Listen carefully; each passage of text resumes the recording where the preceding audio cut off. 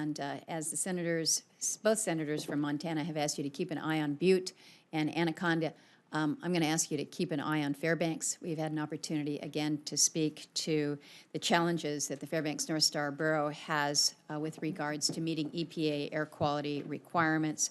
I've worked hard to ensure that the borough was eligible to apply for a grant under the Targeted Airshed grant program. Was very pleased that we were able to deliver good news with your help to that community for additional resources to help them take actions like a wood stove change-out that can have an impact, a positive impact on the air quality.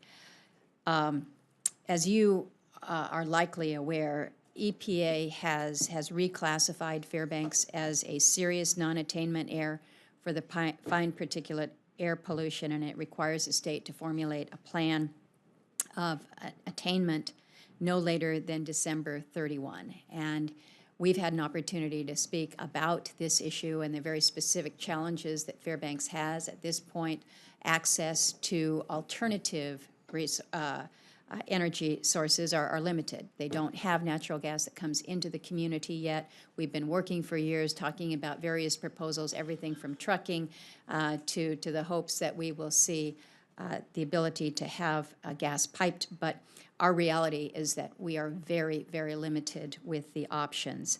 And the complex situation is made more complicated because of Fairbanks' geography, sitting in a valley, the low temperatures in the winter, and I need to hear from you again the commitment that you will provide me as well as your team to really work with the communities, work with the borough to address the challenges that they face. Some of them are immovable. You can't change the geography, but we have got to find a way that the residents are able to have cleaner air, but also not the breathing down their neck of a timeline that perhaps might not be attainable. So your comments here. Yes, so the designation that you referred to,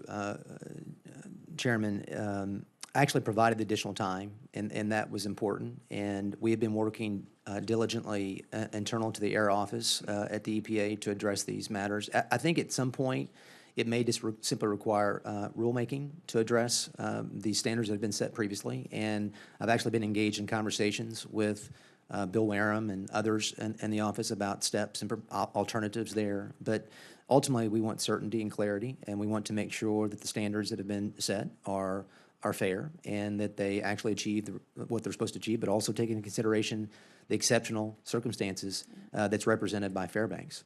Well, and I appreciate that recognition that we have to do more that provides for that level of certainty. As you know, we were able to include additional funding in the 18 omnibus for the Targeted Airshed grant program.